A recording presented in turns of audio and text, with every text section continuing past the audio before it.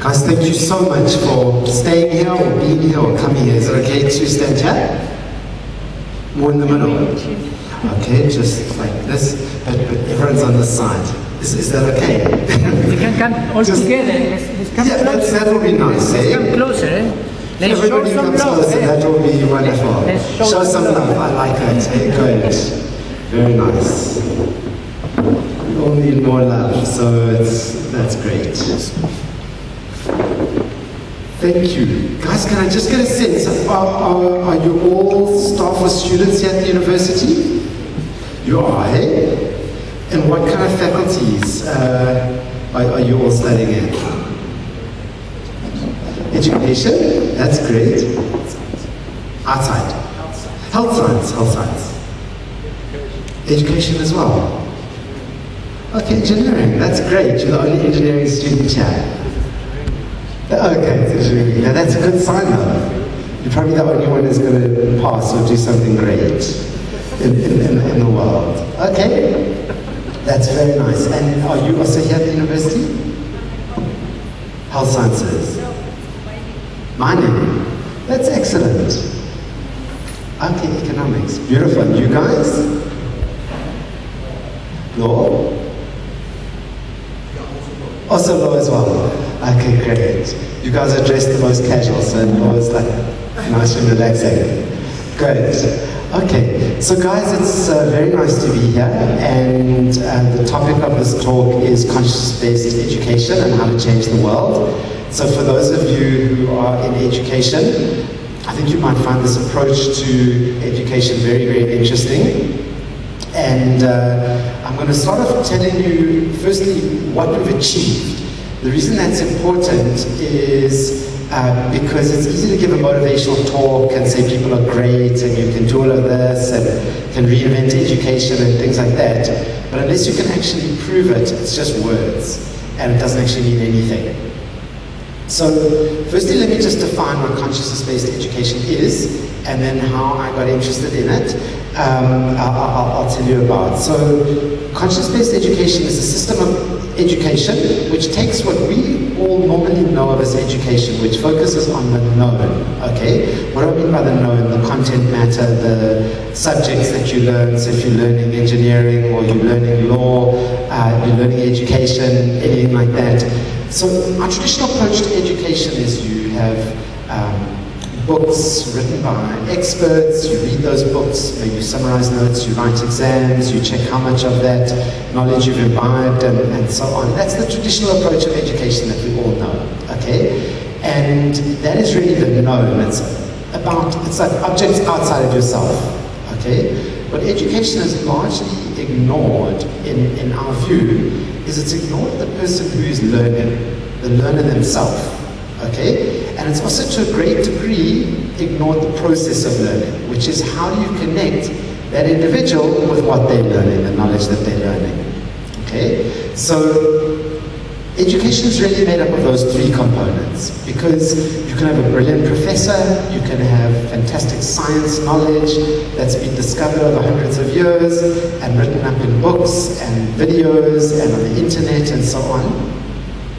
That can be great, you can write an exam and so on, but usually the thing that is left out is the student themselves, okay? And then the way that student's learning and how effectively they're learning, okay? So we would, in our system of education that we call consciousness-based education, we would define it as outside-in learning and inside-out learning, okay? Now outside-in learning is really where the learning is coming from the outside of you.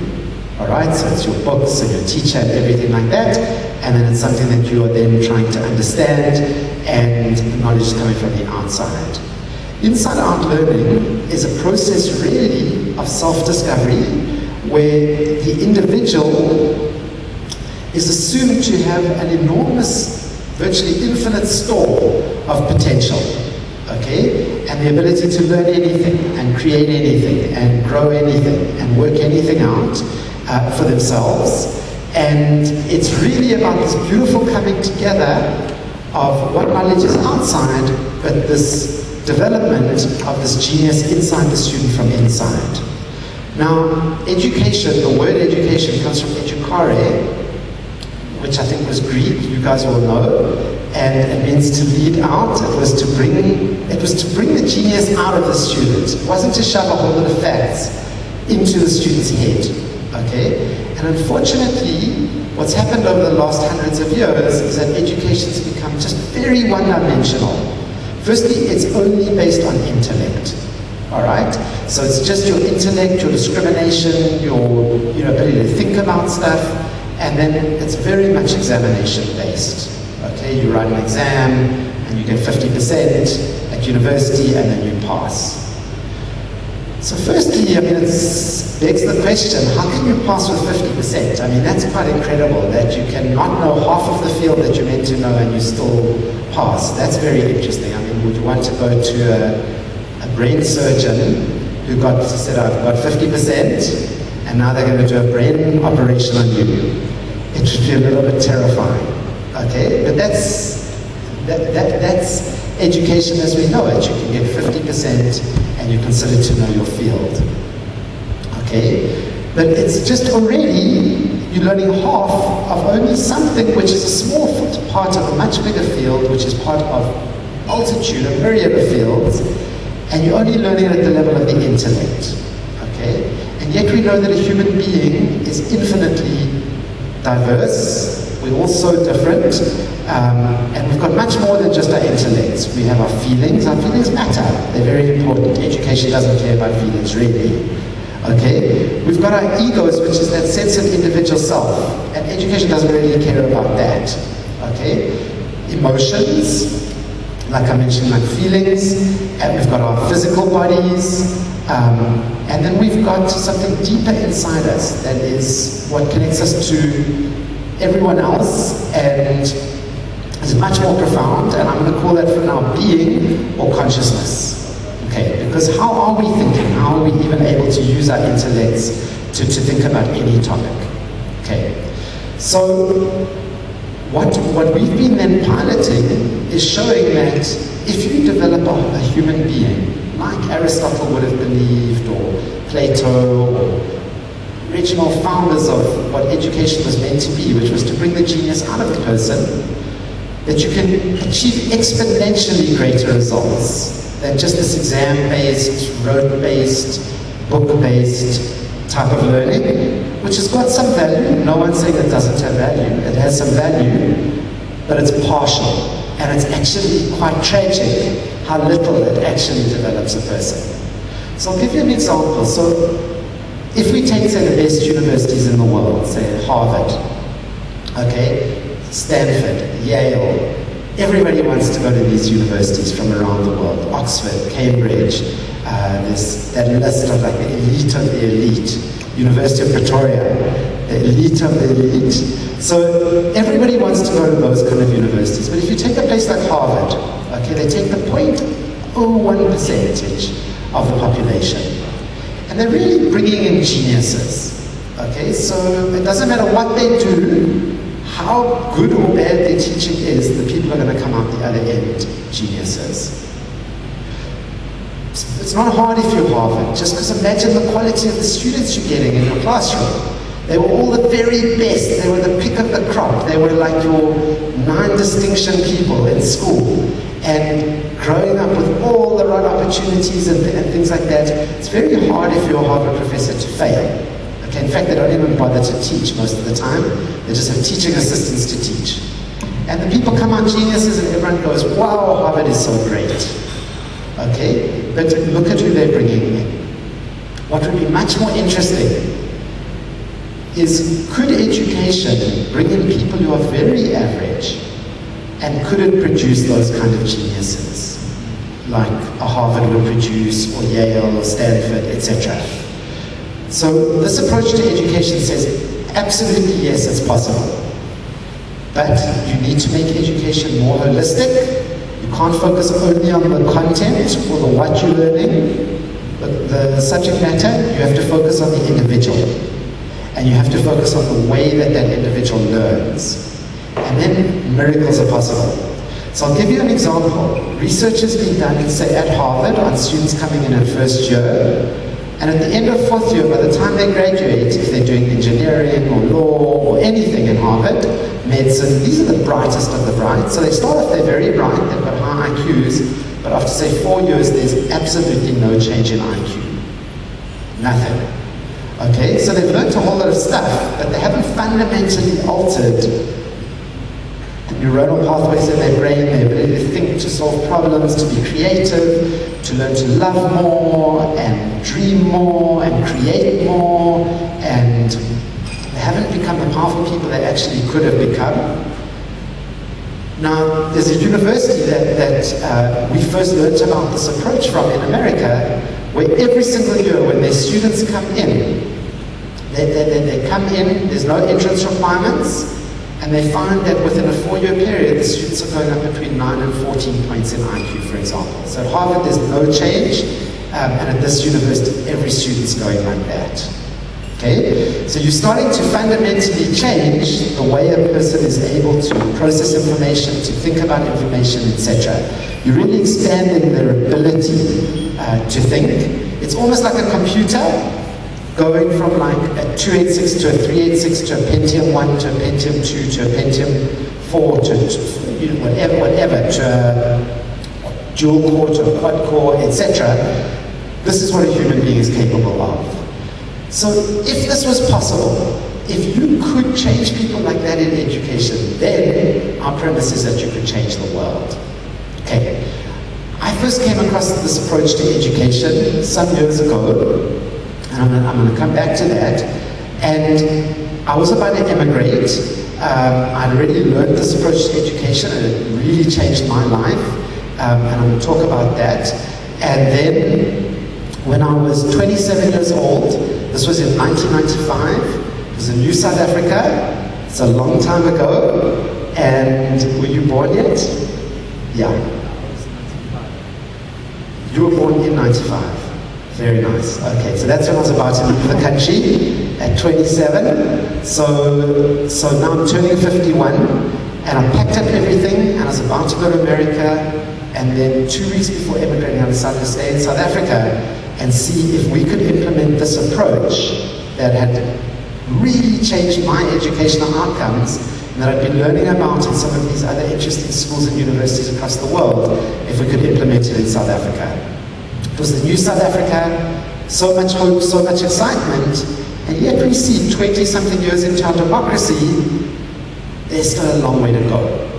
Okay? We've got freedom, everybody can vote, but we don't have economic freedom, we've got political freedom, we've got over 7 million unemployed youth, and pretty much all of those youth have come through the school system.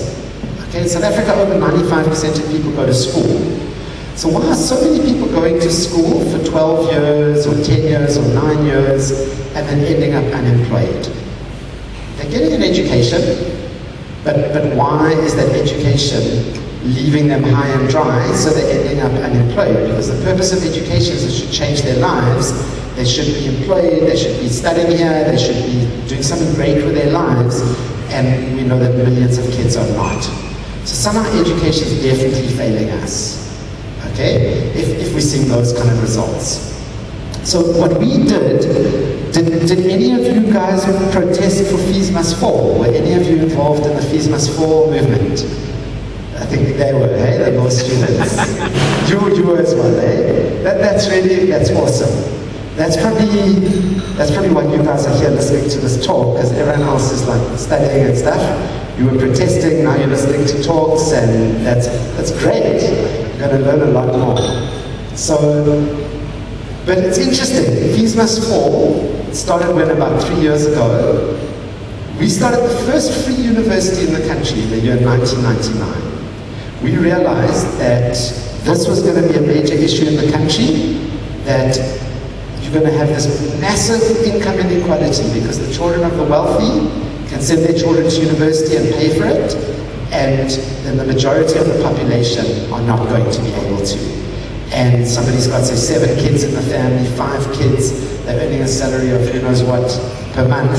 There's no way they're going to put all those kids through university. So those children are never going to get the same opportunities. They're not going to be possible. So we came up with this idea of democratizing education, And it came out of working in the townships where we were implementing consciousness-based education in Alex Township, Soweto, and Davyton. And we had completely radical results. At the time, Carter Asmal was the Minister of Education. You won't remember that, you were too young. And he said that if any organization could increase pass rates in an entire school by 5%, so average school's about 1,000 kids. If you can take 1,000 kids up by 5%, he said that's an act of national heroism. Okay? We got 9,000 kids up by 25%. Okay? So that was 5 times an act of national heroism, because it was 5 times more than what he said. Okay? It was 25%, and we had 12,000 students in control schools, and their marks dropped. So we didn't work with those students, worked with these 9,000, and their marks went up by 25% across the board on all their subjects, over 100,000 marks. Those marks came from the Department of Education. So maths and English and science and history and everything else. So that's really exciting. I mean, that says, well, if you can do that with 9,000 kids, why can't we do that with 13 million in the school system? And the answer is we definitely could. But then what we started to find is that the students were passing high school, doing very well, and ending up on the streets. And wonderful, amazing, talented young people that we were working with in Alex schools were coming out and ending up just walking on the streets of Alex every day. Couldn't get a job, didn't know how to start a business, couldn't go to university, didn't have the money for registration fees or anything else. So then we came up with this idea and we said, could we create the first free university in the country? And like any new idea, everybody thinks it's crazy. So at the time, we never spoke to UP, but we spoke to, in those days it was Rand Afrikaans University, and we said, could we work with them to create like some kind of a free division in the university? And we also went and met with the Vice Chancellor at Wits then, and they said just it can't be done. It's not possible to offer free education. The country doesn't have enough money, and they couldn't do it. So we went to go talk to the Department of Higher Education in Pretoria, and they basically laughed at us. They said it can't be done. That there's no way you could create a free university if students are not paying money and unless you're getting lots and lots of money from the government. So we went ahead on our own and we created the first free university in the country, which was called City Campus. Then 2 of our staff went down to Cape Town and created the first free university in the Western Cape, called SIVA. Then a friend started a campus down in the Eastern Cape called Eden, and it's now part of SIVA. And then we met up with Richard Branson, and we started something called the Branson Center of Entrepreneurship, where we've trained 5,000 entrepreneurs, and it's now opened in 6 countries. And then we started the Maharishi Institute, which is, it's kind of like the Mark II version, like the 2.0 version of what we first started in 1999-2000. So it's a free access university. We don't get a cent from government, and the students pay only 200 Rand a month. Okay? They come for 10 hours a day, from 8 o'clock in the morning till 6 o'clock at night. So for 10 hours, they're there. Students get, all their lunch is free, so food is provided every day. We've got a breakfast support program, dinner support program. All books and materials are free. Okay, so they don't have to pay anything for books and materials. All students get a job while they're in university. So not only is it free, they actually earn money by going to university. And then we've got things like, for example, a clothing library. So if our students are going to go for a job interview and they don't have smart clothes, just like you can go to the library and take a book out of the library, our students can go to the library and take a suit out of the library. Okay? So you can get a nice suit, go for a job interview, hopefully you get the job, then you must bring the suit back, you must clean it, put it back in the library, then the next student can take that out of the library. Okay? So there's counseling and mentoring, a lot of bridging and support and so on.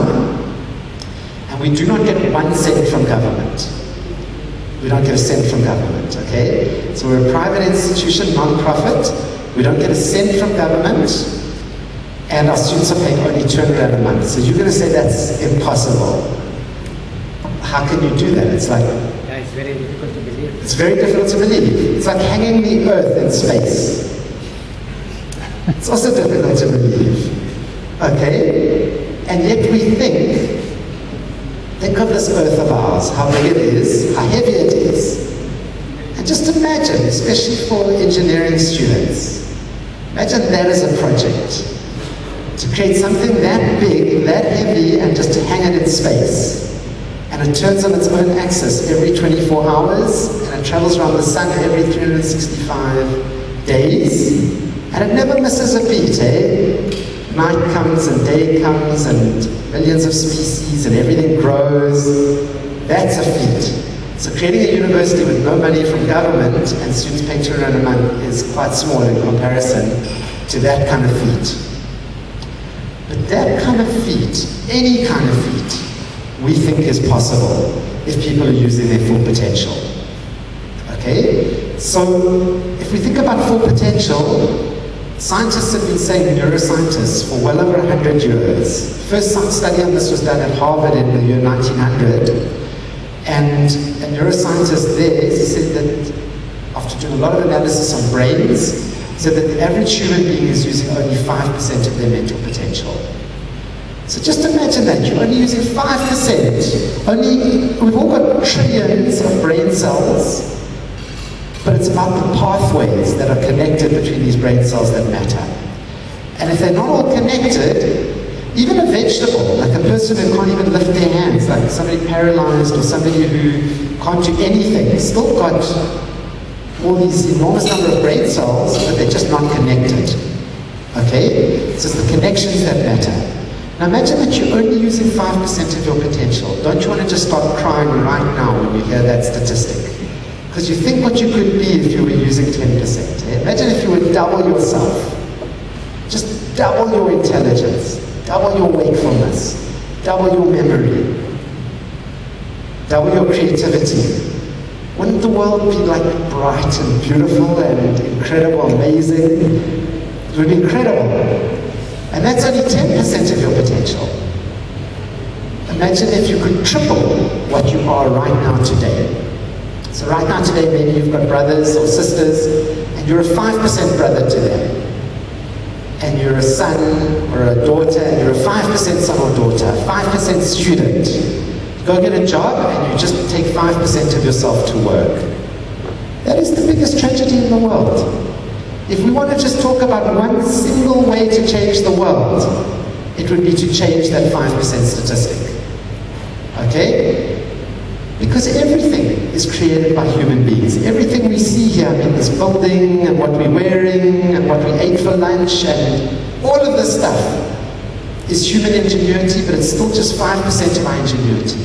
And so that's why we're still destroying the planet with global warming, killing each other, creating fundamentalist, fanatical movements, terrorism, gun violence, rape, all these things. Why do they happen? They happen because human beings are underdeveloped.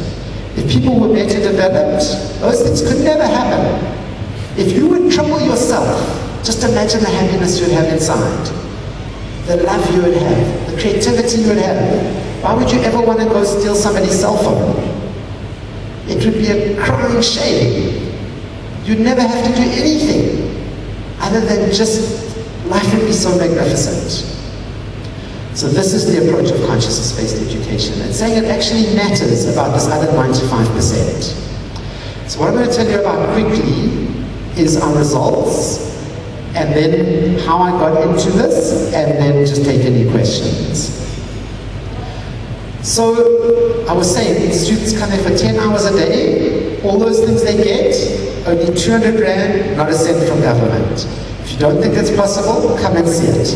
Okay, we're in Johannesburg, in Durban, Mpumalanga, and then there's campuses, as I mentioned, in other parts of the country. We have now, through CEDA and the Marish Institute, have put over 17,580 unemployed youth through education. Okay, so these are youth who had no money, coming from families earning generally 4,000 Rand a month or less, combined family income of about 50,000 Rand a year. And now here's what's exciting.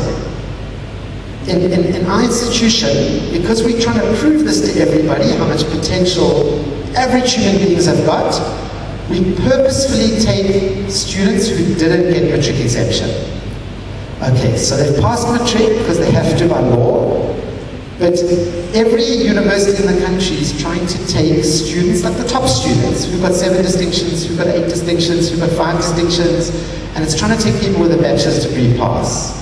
So I'm assuming all of you guys had a bachelor's degree pass. Did you? Okay. So you wouldn't get into our university because you've already done too well. Okay? We would want to take students from your classes and from other schools that were like the real dummies. Okay? That didn't get a bachelor's degree pass and that couldn't get into a public university. So 70% of the students we bring in, they're financially disadvantaged and they're educationally disadvantaged. Okay, so 100% of them are financially disadvantaged and 70% of them are educationally disadvantaged to the extent that they didn't get a bachelor's degree pass. We bring them in, we put them through a 1-year bridging and a 4-year degree program, and they come out with an internationally recognized business degree, and then they can focus on different industry verticals that we'll talk about. Okay, I just want to tell you the results. So these were dropout youth that nobody believed in. They were unemployed, couldn't get jobs, couldn't get into education, weren't able to start businesses. So they were amongst that number of 7 million unemployed youth in the country. Okay? We've now got these 70,580 youth into jobs. 5,000 of them are entrepreneurs. And if you take the ones who are not entrepreneurs and you add up their salaries, last year we crossed the 1 billion rand combined salary mark. So it means you add up all their salaries together, they earned over 1 billion rand together. These were formerly unemployed people. Okay? We estimate if they keep on with their jobs, they will be earning over 28.3 billion rand in their working careers, going back into their families. If we just take the salaries that they're already earning, and if they just keep that same salary until they retire, that's over 28 billion that will go back to those families. Okay? All they've got to pay is that 200 rand a month to go to study. Now here's some other interesting statistics. In every year we have over 95% job placement rate. Okay, now these were loser students, couldn't get to any university. They're coming out the other end and over 95% of them getting placed. Over 90% of them are keeping their jobs after the first year. So if they get an internship, they're keeping their jobs beyond 1 year. Okay, that's a pretty wonderful placement rate. And the kind of jobs that they're getting into are really, truly amazing.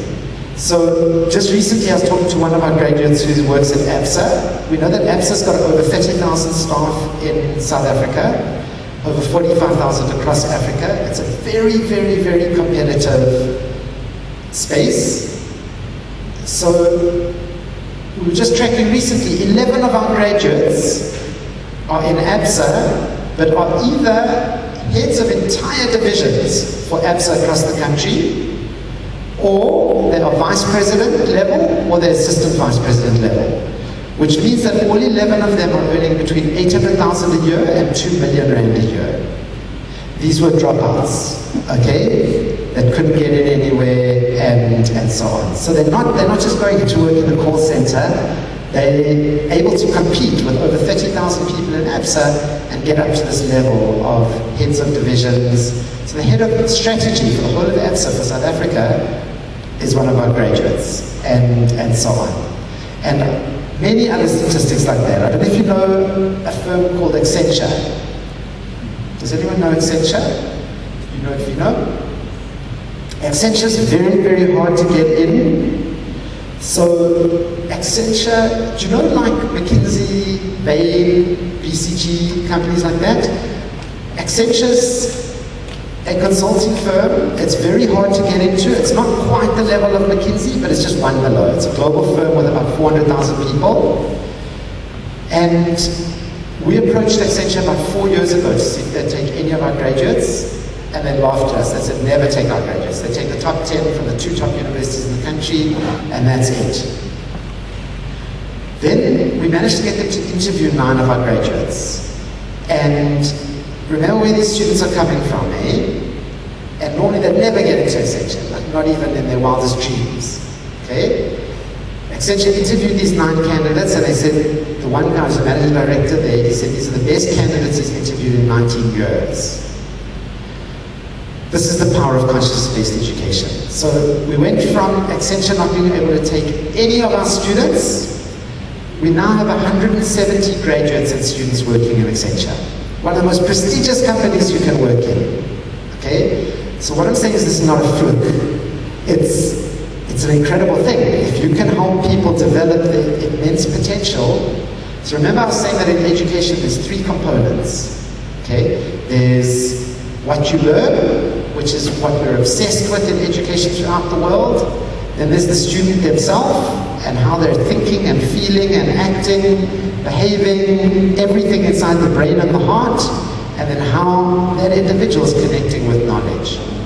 Now if you can change this, see, if the person's only this big, then all the knowledge that they can handle is that. But if you can make the person that high, then they can handle all of that knowledge. You can make it like that, they can handle all of that. Okay? And this is this approach to education. Okay. So these are the results. I'll just tell you where we're going to, and then I'm going to stop and take questions on anything I've said that you are interested in or would like to know more about. So our dream is to take 100,000 unemployed youth and to give them the opportunity to get an education. All of them who stuck, and then help place them into employment. Okay? If each of them starts off, because on average our graduates are earning about 6,000 Rand to 8,000 Rand a month when they start working, which is about 100,000 Rand a year.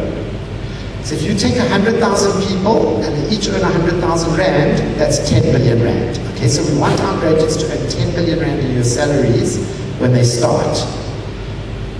Now we're estimating that each of our graduates is likely to earn 10 million Rand of their working careers. Okay, so if you take their whole working career, like you graduate at 23, now you go get a job at Deloitte and you work there say until you're 65, you should earn at least 10 million Rand in your working career, which means you're going to have proper housing, proper healthcare, proper food, nutrition, etc.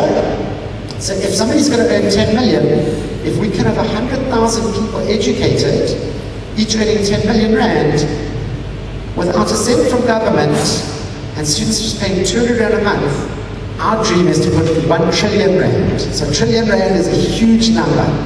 Okay? We want to put 1 trillion Rand back into the hands of poor families in the country, but we want to do it through the mechanism of just developing people's potential. So taking people who are thrown away by society and saying, no, you're not useless, you're not a nobody, you're a genius, waiting to happen. Okay? So if you can develop your potential inside, you'll be able to achieve anything. So that is our organization. That's where we're up to. That's where we're going. Sounds impossible. Anything is possible. That's what I'll tell you, is if we're using our potential, absolutely anything is possible in this incredibly beautiful, magnificent world we live in. And that is the purpose of education.